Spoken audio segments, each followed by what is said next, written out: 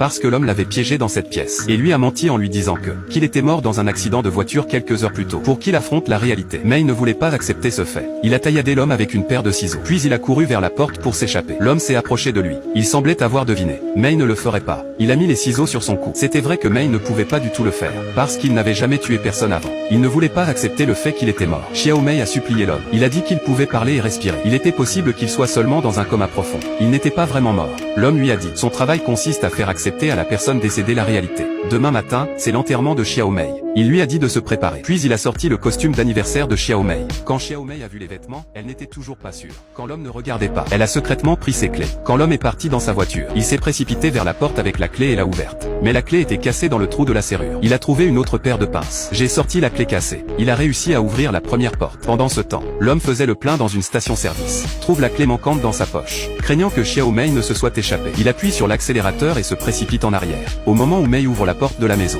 l'homme a conduit dans le temps. Xiao Mei a vu que la situation n'était pas bonne. Elle s'est précipitée à l'étage et a pris le téléphone pour appeler son petit ami. Au moment où son petit ami a décroché le téléphone, l'homme l'a arrêté. Il a arraché le tissu du miroir. Il lui a dit de se regarder. Il n'y avait plus de sang sur son visage dans le miroir. Il était enfin prêt à accepter le fait qu'il était mort. Il a fermé les yeux et a laissé échapper un profond soupir. Une brume est apparue sur le miroir. Quand l'homme a vu la brume, il s'est empressé de prendre un chiffon et d'essuyer la brume. Heureusement, la femme n'a pas remarqué. Je n'avais aucune idée que ce qui se passait dans la maison. Un garçon de l'extérieur a découvert. Le lendemain, le garçon a raconté au petit ami de Xiao Mei ce qu'il avait vu la nuit dernière. A dit au petit ami de Xiao Mei. Il a regardé le garçon avec surprise, comme s'il avait senti que quelque chose n'allait pas. Il a conduit jusqu'à l'endroit où Xiao Mei était piégé. Cette fois, il a défié l'homme de l'arrêter. Il s'est précipité dans la maison et a frénétiquement cassé la porte.